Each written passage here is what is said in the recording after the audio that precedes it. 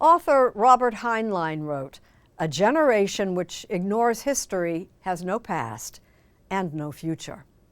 This morning, Faith Saley profiles some students who hear history calling. 1, 2, 3, you and me, love a whole lot of history. Welcome to National History Day. This is where students make history. Literally constructing towering cities of cardboard, all kinds of stories and subjects and sources.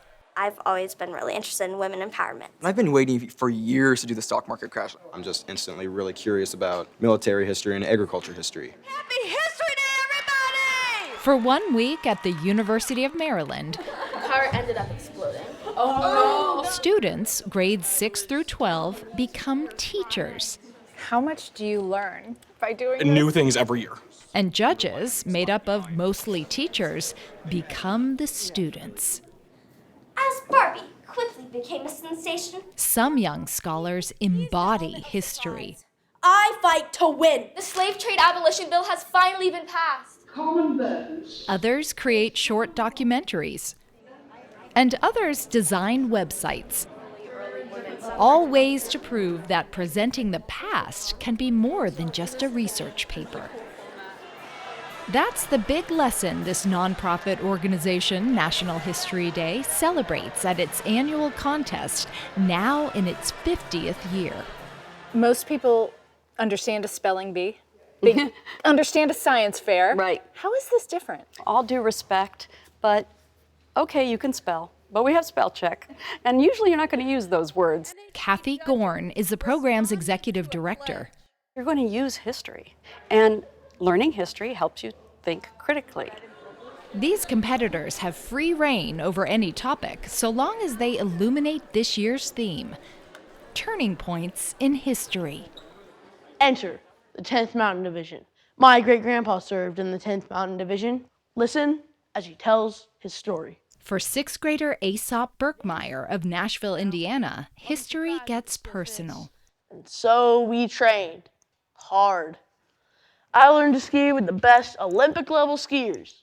It took a mountain of research that began last fall for Aesop to give voice to how his great-grandfather's unit helped turn the tide of World War II. We made it to the top, and the battles began.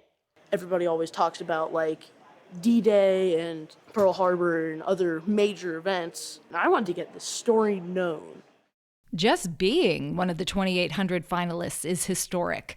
More than 500,000 middle and high schoolers start at local and state levels all across the U.S. and even overseas. This mass protest served as a turning point in labor reform and Black activism. We want justice. It was the death of Vincent Chin that serves as a turning point in Asian American history. Learning about the past should never become a thing of the past. There are 37 active laws and policies across 21 states that limit what educators can teach. From slavery to sexism, more and more topics are on the verge of becoming politicized, censored. You all represent a kind of front line in all of the work that we're doing. Documentarian Ken Burns visits National History Day year after year to witness what the new generation will uncover. We're becoming ahistorical, and we're being told that it's better not to know these, to not be upset by certain historical trends. They are bucking that. You look here, and it's a kind of Grand Canyon of optimism.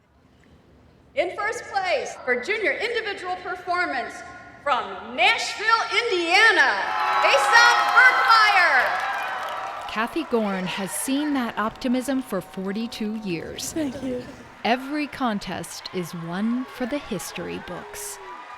When you see the light bulb turn on in a young person's head, that's profound, and that never gets old. I love the idea that history never gets old. History never gets old. You got it.